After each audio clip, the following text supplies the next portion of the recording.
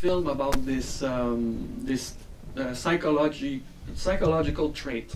So I thought, if I make a film with natural sound, we have seen those films. I think we have seen those contemplative films, and try to imagine the same film with natural sounds. I think it would be boring. I think we've seen it before.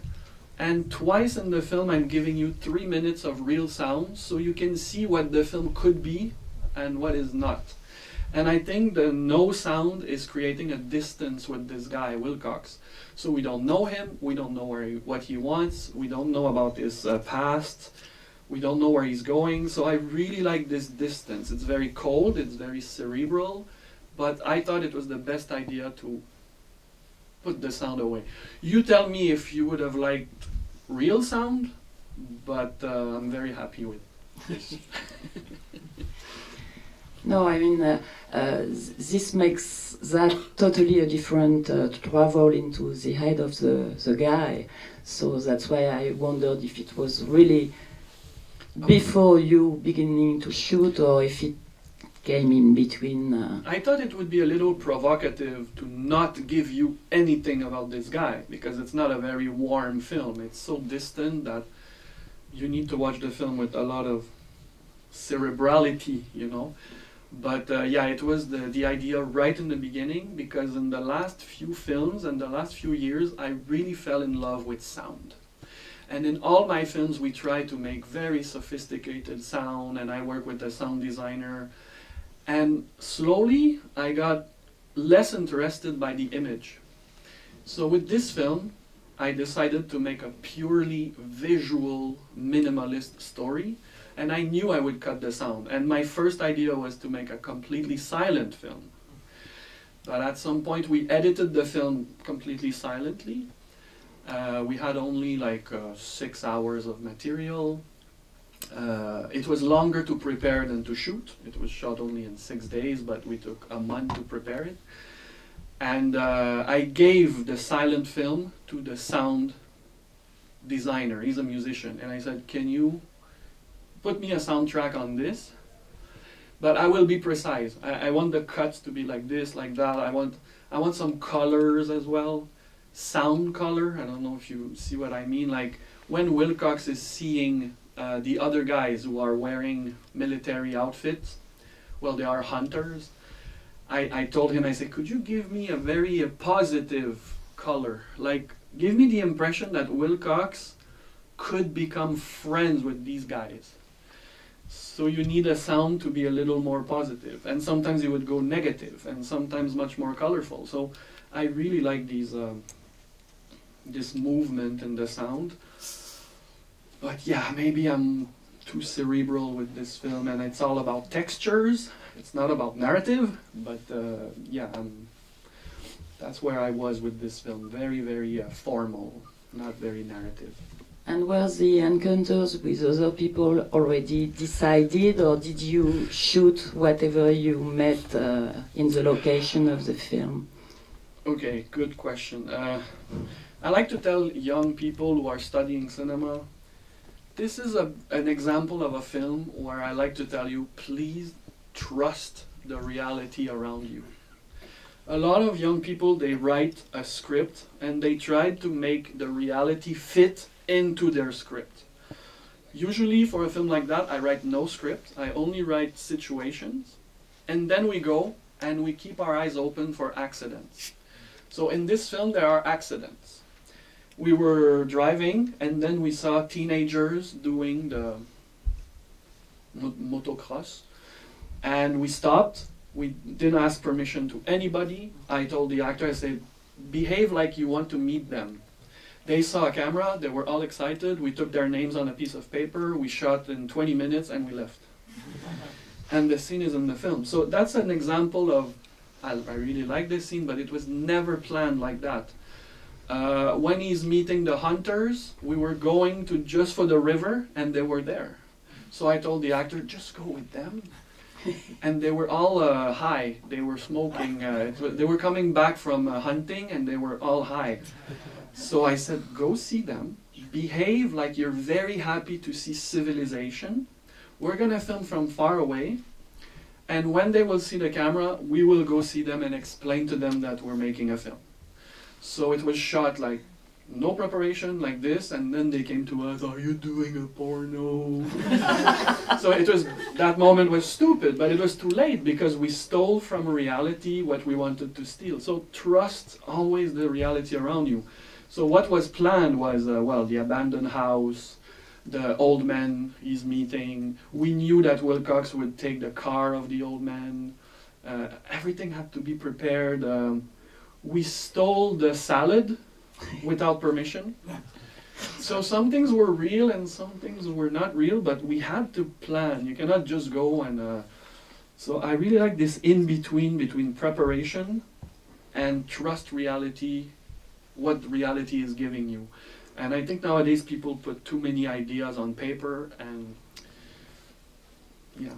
And what about the llamas? Because usually when you have some hero or some character in the forest and he is alone and so on, normally he sees a deer or a moose, but never a llama. First, we knew we would go see the weird guy at the end with all the cats. He's really a weird hermit. And then I picked the video of the animals you see, the black and white video, the archive. And this video, if you look carefully, it's always the meeting between two animals. So for me, he's like dreaming of meeting somebody else. He's looking for a connection with civilization. So I picked only animals meeting each other. It's a bit only in my head, you cannot understand what you watch. So I thought, okay, the animals are... it's very interesting to have animals. And then I looked for a farm. And I said, he could have a relationship with a farm. And I thought, okay, we need an original animal. And I looked for, they are called alpagas. They're not llamas, but alpagas. And we went to see the lady, and I said, could I do a sort of dreamy scene with you? Because her hair, it was like the alpaga. And I didn't tell her, but she said, oh, I'm going to do anything you want. And she starts walking with the alpaga, and they look the same. And it's just him seeing her, and it's just a moment. So you see he's ready to meet what he can meet, to have a contact with civilization. So it's basically the story of an unknown guy who's trying to have contact or no contact with civilization. And what I like is we don't know if he's a soldier, we don't know if he's a deserter from the army. Is he a survivalist? Is he a complete delinquent? If you saw a film like Into the Wild by Sean Penn, I was to mention. It's the story of Christopher McCandless. And when you watch that film, it's very romantic. We always present these people like big romantics. They are rejecting the capitalist society and they go live their freedom. But I think in real life they're much more, they struggle with mental problems, they're hiding something. So I didn't want my hero to be very romantic. He's stealing, he's not super good looking, he's not clean, so there's nothing romantic. So the film is a sort of answer to all those films making romantic choices about these characters. And we were very lucky to, I need to tell you this, I was looking on the internet for where I live in Quebec. I was trying to find places where there are school buses, because of the film there are many, the yellow buses. And one day I was on YouTube and there was a video from Quebec and there was this bus at the end, the green bus. And it was only 50 seconds of someone filming that bus. And there was no way, it was not a channel, it was nothing. And I thought, this is in Quebec somewhere. I hope it's not 8 hours away. So I investigated for that bus for about 3 days. And then I wrote to a guy. I said, are you the author of this video? He said, yes. I said, what do you do? He says, I go in abandoned places and I make videos and I will never tell you where it is. I say, look, I make a film, He said, okay, I can see you're not a vandal. You will not go there to do anything wrong, so I'm going to tell you where it is. And it was 45 minutes away from Montreal. and it has the same color as the bus of Christopher McCandless in Into the Wild. And if you've seen a picture of Christopher McCandless, he's sitting on a chair in front of the bus. So we picked a chair, and he's doing the same. So of course it's not a bio, but it's an echo to all these 6 people you read about in the beginning and end. So. Okay. Shall we go to maybe a presentation of yourself, because it's been 15 years now that you've made feature films. There are 12 feature films, so you've been able to see a glimpse of 3. I don't know if you've been seeing other films by Anybody Denis. here saw older films of mine, or no? Oh. Okay. I thought I would come here and not many people, because in Hungary it's very hard for me. I never had my work shown in Hungary, so I thought there would be nobody. So it's cool there are at least 3 people. Very glad to see you. Yeah, very quick about me.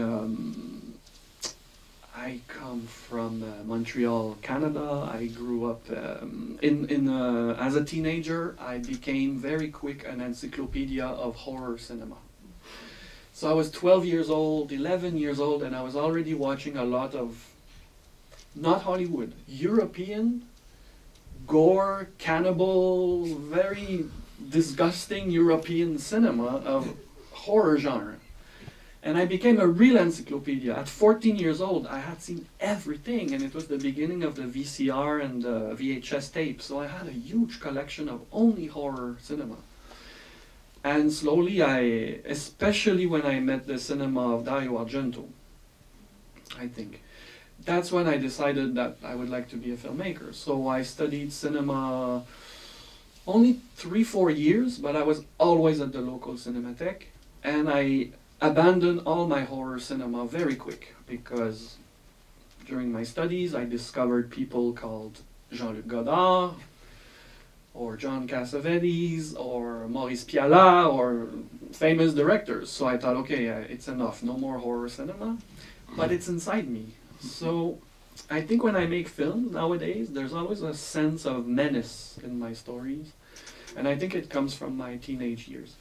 So when I was 19 to 30 years old, I became a film critic. I talked about cinema on radio, and then I was working in a newspaper. And I never studied journalism.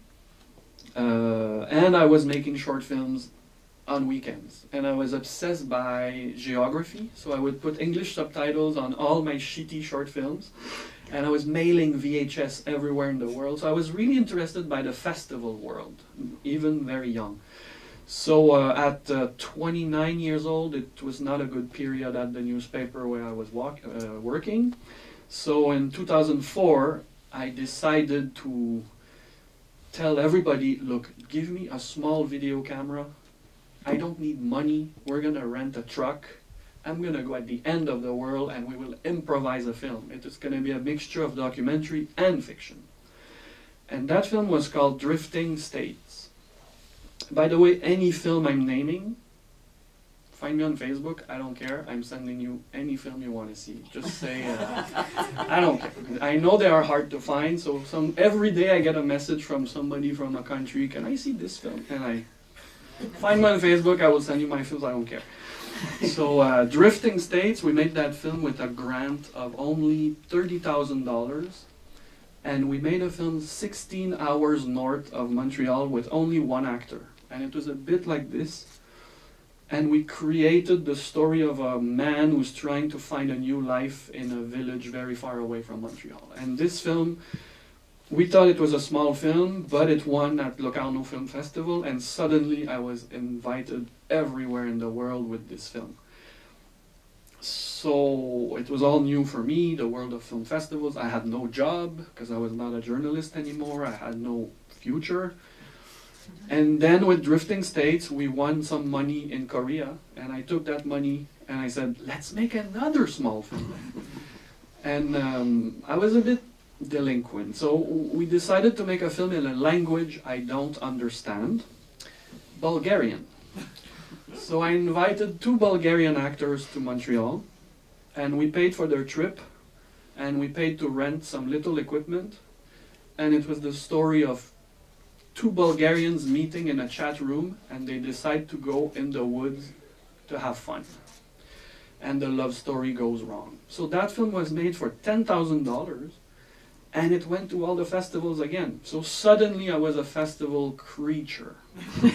And these films were not very commercial. They were coming out in the cinemas, but only for 1 week. And then I made my first big film for $1 million in 2008. And since then, there's a film every year.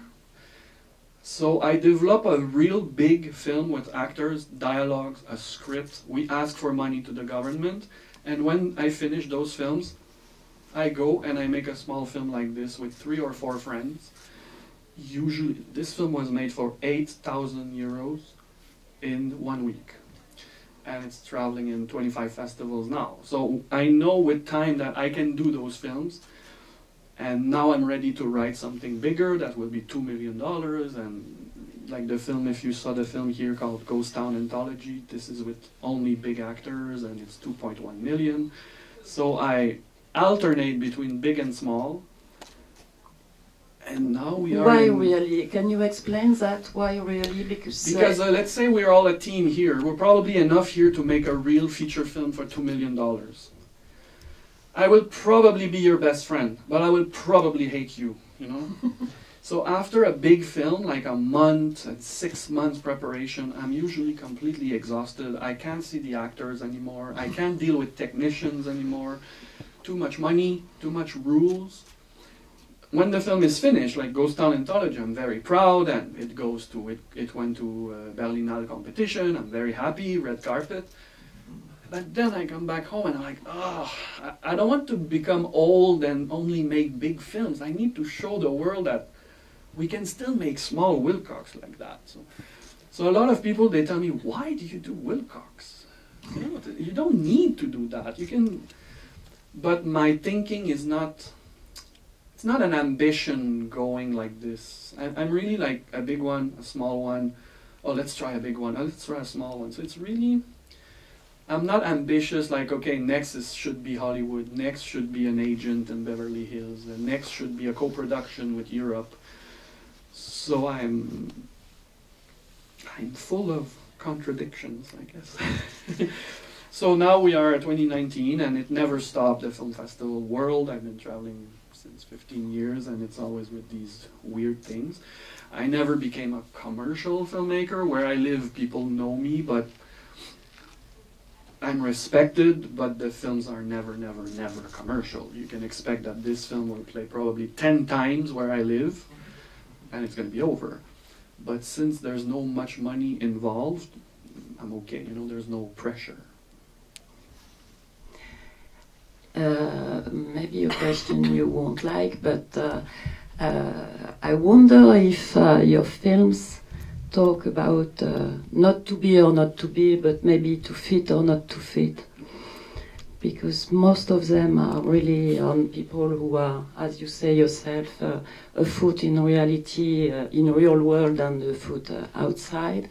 And I think all of them, even when you do Bestiaire and it's about animals, if you haven't seen that one, animals in a zoo, and it's no judgment, no nothing, but it's animals inside or outside, with cage or no cage. So for me, there is something like that. As you know, we journalists and critics, we like to find a line and something, and I've looked for this line for a long time. So if you say no, no way, I won't agree. No, I think I just told you that I don't fit in any system. So I think the films, they look a bit like that. All the films are quests for freedom. They're not provocation. Like the film you just saw, for me, is not provocating the audience. If you don't like it, you don't like it. But I'm not trying to make sure that everybody is leaving during the film. It's not provocation. But I like to, I think I look a bit like my films. Like all the characters in my films, I like to say they live 1 foot outside society. Not 2, just 1. So you need to deal with the system. You need to deal with civilization, but anytime you can find a way to be alone and create your own little intimate government, those are my characters. And I think I'm like that. Like where I live, I need to have a good relationship with the film commissions, Canada and Quebec. I need to apply with very nice entry forms and ask for money and be very polite. And then I need to take my revenge over the rules, the conventions, and I make this. So the film commissions are like, what? This film is in Locarno for $8,000 and he never came ask us for money?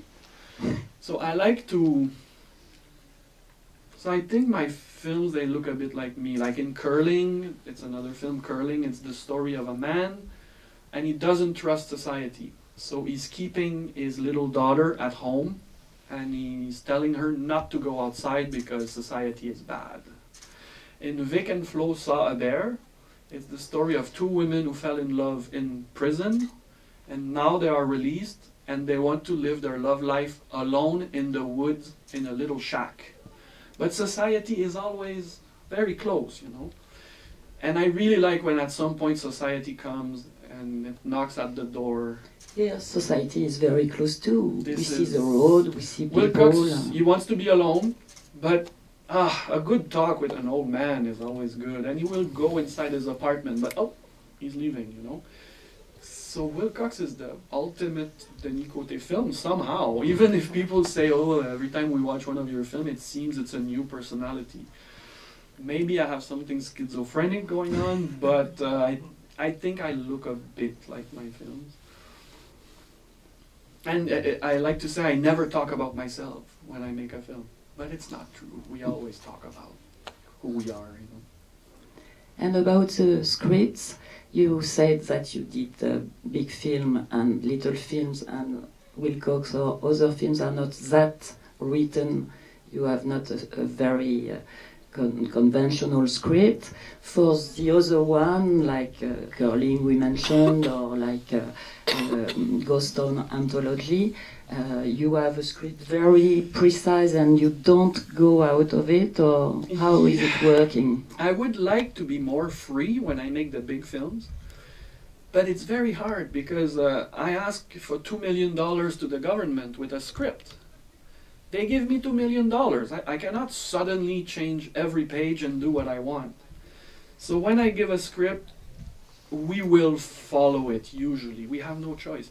And then we start shooting and there are so many rules. I cannot suddenly say, oh, today we don't shoot, today we don't shoot here, we go somewhere else. So I need to follow, sadly, I need to follow what I wrote and I need to follow my script.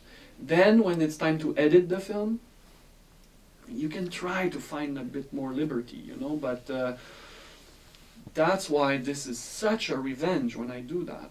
I don't owe anybody any explanation, there's no rules, but the next one, I'm ready to come back, put my little suit, write a good script, find good actors.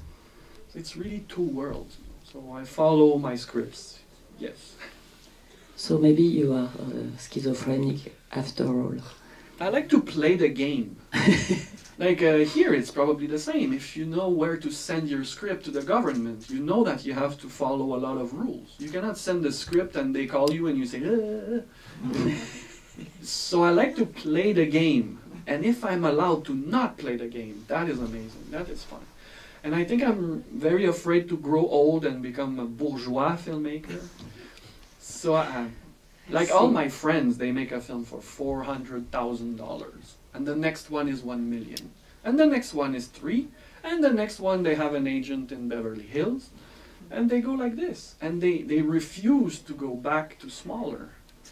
I totally do it because I don't mind. It's not a matter of budget. It's a matter of having good ideas about cinema. So. And a film like this, it's absolutely not important if you tell me it's good or it's not good. It doesn't apply. This film is not good or not good, right? It's a thing. It's a thing that we are trying with cinema. It's not the best film you will see this year. It's not the worst. It's a thing you will not forget. And I prefer those films than trying to make a masterpiece for 5 years and then you fail. So I always like to say I like to try more than succeed.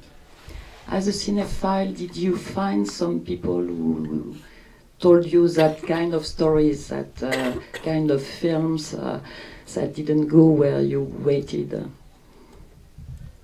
What do you mean? Sorry, I'm not very clear.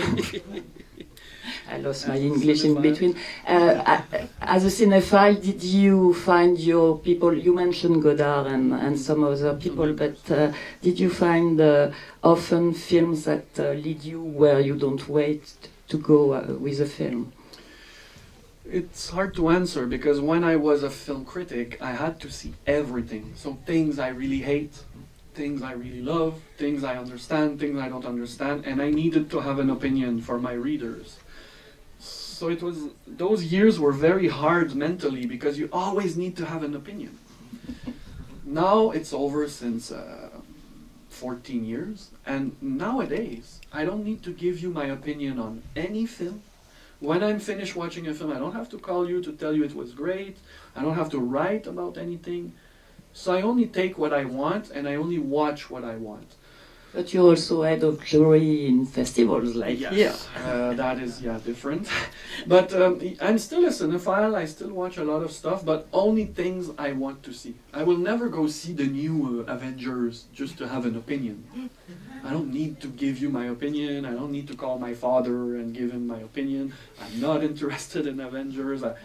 So I only watch art cinema. I re-watch a lot of classics. If you want names, I was really interested in the turn of the century with postmodern cinema, a lot of Asian cinema coming from China, Jiazangke, people like that, Claire Denis in France, Apichatpong Veerasatakul from Thailand is, for me, a master. And all these films that are, when you watch them, you don't need to be entertained by them. You don't need to follow a story. You can just daydream. You're not too sure what you're watching, but it's open. So I'm really against those films where you sit and you wait for the conclusion. Who's gonna kill who and who. So I try not to watch these films. Like, I don't know, here in competition there was a film called Jeanne. I don't know if you saw that. But it's a thing. It's really a thing. It's very long. It's very open. It's the sort of cinema I really love, you know. But I understand that some people can't watch that. So I like open objects. I like films where I'm invited in the film, where I can be a viewer. I like to be an active viewer, and a lot of films are for passive viewer. You just sit there and you wait to see if the guy's gonna get killed, you know. So cinephile-wise, that's the kind of person I am, but and I think I see less films than before because I feel that all my cinephilia was done when I was in my 20s. So nowadays I'm not going to see everything all the time, you know. I don't need that in my... Okay. Have you got questions? Because we can go on talking, both of us. It's okay, don't be shy. You're here. Maybe you have questions to ask, and I will give you the mic. I don't think we need the mic. We need the mic? I think so for the recording. First of all, congratulations. And I want to ask about the images of this film, Wilcox, because you told us a lot about the sound, but you told it was a minimalistic image. But what I saw, it wasn't minimalistic. It was like experimental. It was minimalist narrative. The story is very minimal. But I'm happy that you talk about the image because, okay, you saw that every image had an obstruction. Like, it's never clear, it's always like... So, same as with the sound, I asked my director of photography, what sort of obstruction can you give me so we don't have access to the character? So we made a lot of jokes, and we thought of shooting in VHS, and then in Super 8, and then he said, no, just take a normal video camera, nothing too expensive. And we went to the dollar store, like Dolorama or a dollar store like you have here probably, and we took pieces of plastic, all sorts of cheap pieces of plastic, like this bottle. So we would cut a piece of plastic and cut it in front of the camera, and it was very ridiculous. If you would have been there, we were taping pieces of plastic, or we also had a Chinese prism. It's a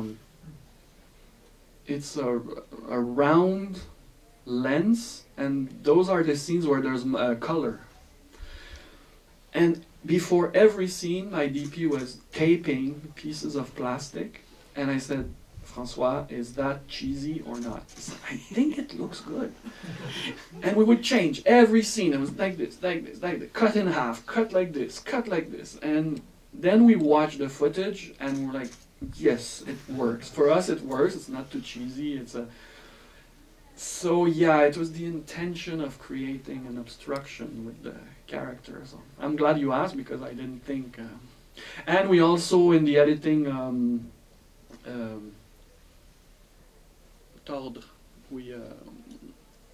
we changed. If the image is like this, we put it like this, or twist. We twisted a lot of images. Like the character, instead of walking straight, we would put like this. So I think in the end you feel like you're watching a sort of bad dream. And the other thing, I don't know, you won't tell me, but when I was in Locarno, there was 500 people. So a bit like here, there's maybe 10% of people who left, which is normal. But all the others, when the film was playing, I was trying to see if people... It was a festival with a lot of films, so some people, they come and they're too tired, you know. Some people were probably sleeping, which is okay. Which is okay. It's one of the proposition of this film, to make you fall asleep, you know. But I think your brain is working in a way that they were in a sort of, you can watch this film in a sort of zone. You're not too sure what you're watching, and there's no story, but you stay there. So I like that there's something hypnotic in that film, and I think it has to do with the sound and the image. And yeah, a filmmaker I really like, Apichatpong Veerasetakul from Thailand, he said, I really like when people tell me that they fell asleep during my films. Falling asleep while watching a film is not stupid. It's a possible great reaction.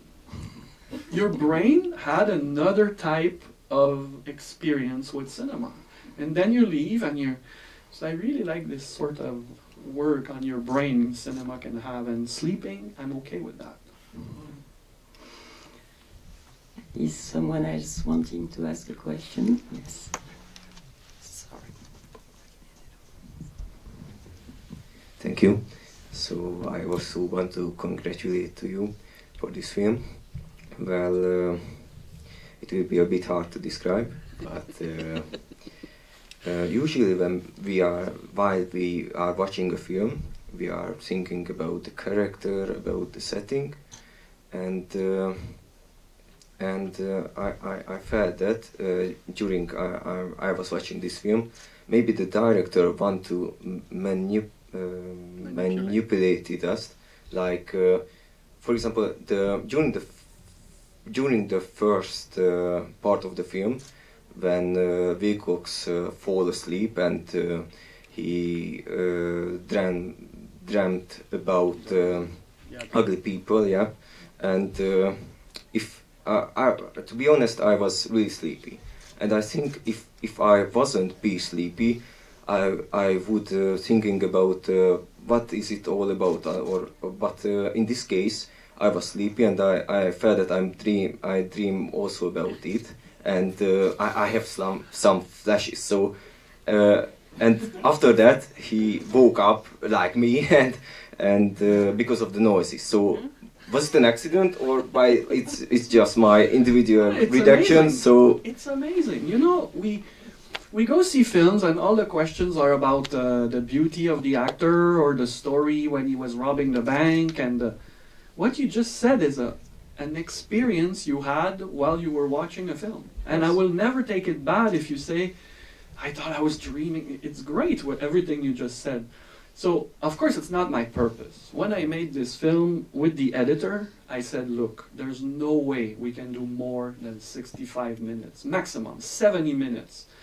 If it's more than that, the audience will think we are trying to provoke them. So I think we can do 65 minutes, and we will edit that film and always think about the audience. So I want a fast pacing, and the way it's edited, it's like it's not edited. It's like only footage of a guy walking, but it's quick, it's fast. So if you want to follow, you can. And the other thing about this dream, I want to make sure when I do something weird in a film to always have an answer. Because when you do something weird and you don't have an answer for the audience, there are many student films who, you know, oh, suddenly there is a white rabbit. Okay, what is the white rabbit? And the student is like, I'm not telling you. You know, it's just bizarre, just bizarre. What I like about these dreams, the second archives I told you, it's all people meeting, like Wilcox wants to meet civilization, meets a friend, meets a woman, meets... And the first part, I wanted to give you maybe a hint of where he's coming from. So I was looking for something military.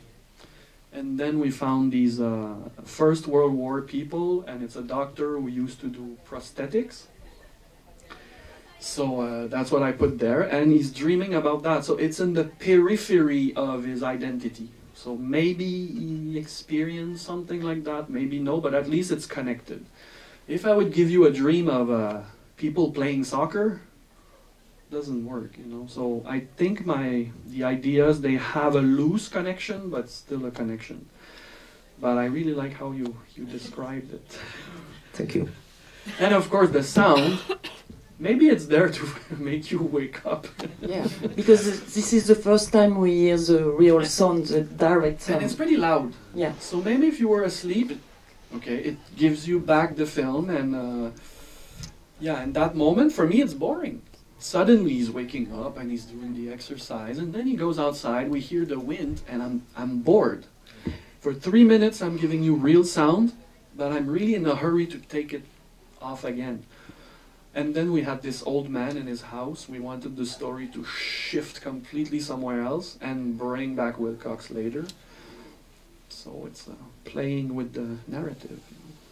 But it's very drastic because any directors would have at least given us the song by the guy or something, you see? Yeah, the guitar. So it's really, I like it to but be it's silent. amazing. You're like, well, we went to meet him and he didn't want us to go inside the house. So I said, oh, it's boring, we're gonna have to stay outside. He was not, I don't know what was in the house, but he didn't want us to go. And my producer, she went inside to the toilet. She asked him, and she's very cute and small, and he said, yeah, okay. And she came back and she said, there's a lot of guitars inside. And I said, are you a musician? He said, yeah, I used to do some local theater, amateur theater, and I'm also, yeah, I play music and guitar. And I asked him to play, and that day we had no sound. And I thought, wow, watching a guy play guitar and sing, but we're not giving it to the audience. I don't think it's not that bad. It's not that radical, but I think it's interesting. I'm afraid there are crowds outside and we will be obliged to finish here. So if you've seen the 3 films shown by CineFest, you have 9 more to go to end the short films too. But then I was really serious, because when I travel to festivals, people come to talk to me and there's never somebody coming and say, I've seen all your films. Usually it's 1, 2, maybe 3, and one crazy cinephile there, he saw 6. So if I go everywhere and I meet you like today, and of course I will offer you to see my films, and I don't make any money with that, so I have Vimeos for everything, and that's why I said, don't be shy, just say, hi, I was at CineFest, can I see your film? Don't say, can I see your films? I won't send you 12 Vimeos, but anyway, we can... make your choice, pick one. Okay, thank you for being there. Thank you, Denis. Köszönöm.